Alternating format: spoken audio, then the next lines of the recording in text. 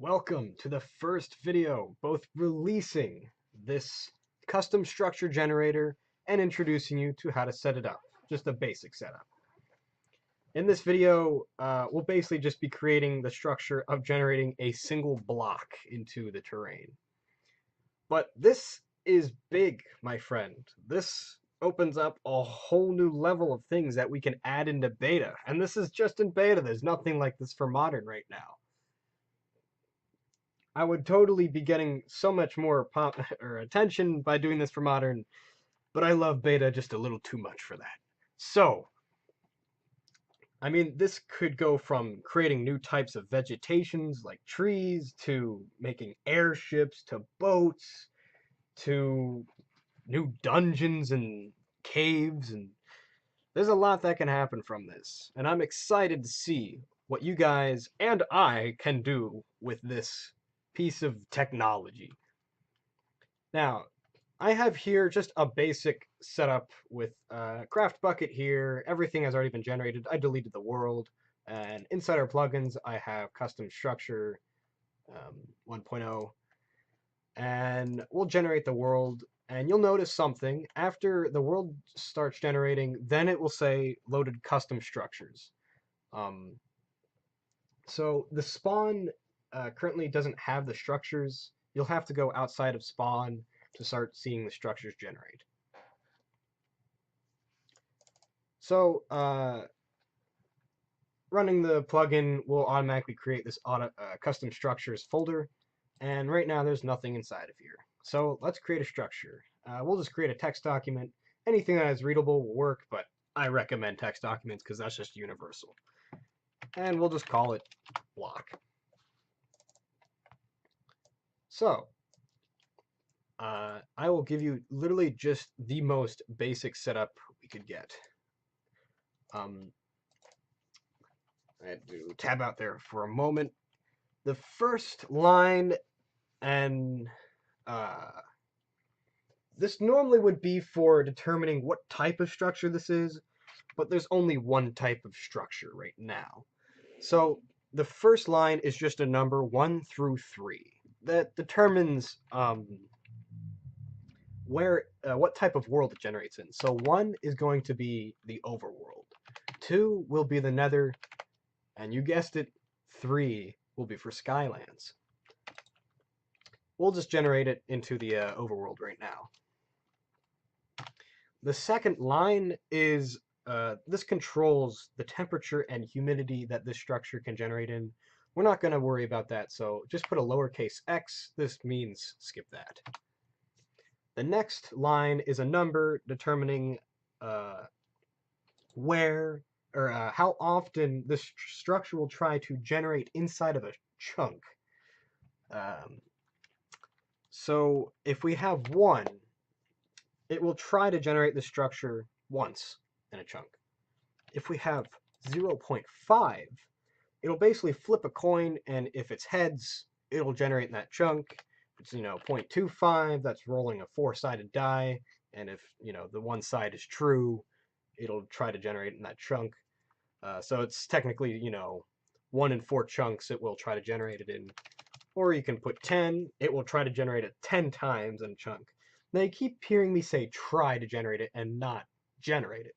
That's because when you start setting up the structure and the requirements it needs to generate within, sometimes it's just not going to generate inside of a chunk. So even though you might have this to 1,000, let's say you have a type of dock that you want to generate in the water, it's not going to generate on a dry land chunk. So it will never generate, even it doesn't matter how high you put it.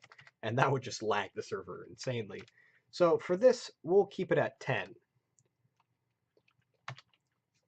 The next line is 2 numbers, and this determines the Y values that it generates in between.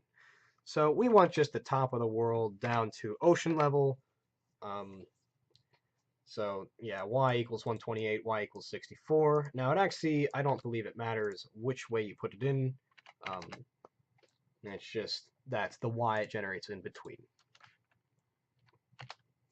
The next line is the size of the structure. So because we're generating one block, it's going to be one tall, or one wide, one long. It's X, Y, Z in terms of the size of the structure. One block is just going to be 1, 1, 1. And then put a space. Why this space is here will be revealed later in time, but for now, there's a space between this and the next thing, which we will put an X here. Don't worry about that either. Put another space. And then this last line will be the structure itself. So because this is just one block, you can just put a number here. Putting 1 means that it will generate a block with the ID of 1, which is stone. So we will try just generating a block of stone. So what we've created here is a 1x1 structure that is just stone. It'll generate between 64 and 128. It'll generate 10 times per chunk, and it will generate in the overworld. Now, this is like texture packs where everything goes inside a zip file. So you can create zip files like structure packs that contain a whole bunch of different type of a similar structure that generates into the world. So we'll put this in a zip file. Also probably just call it block for now. So you can leave these two in here, but it only reads the zip file. It's not actually reading out of the text document. So every time we are going to be updating the structure, we'll be updating the text document inside of the zip file because that's what matters. Now, since we created that structure, it's not actually loaded. It only loads once it starts. So now that structure should be loaded into the terrain. So with good old beta 1.7.3, let's connect to that server.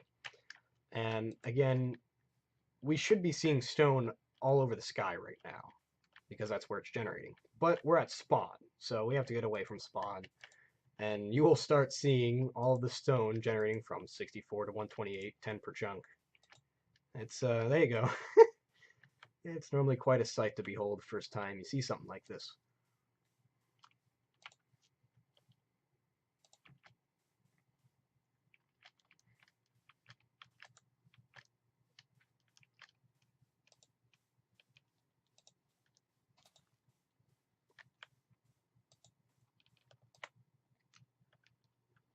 We'll sit here waiting as it continues to load the chunks, but there you go. It is simple as that, setting up just a basic format.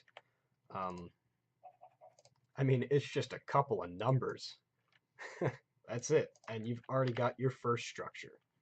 In the next video, we'll be generating larger structures,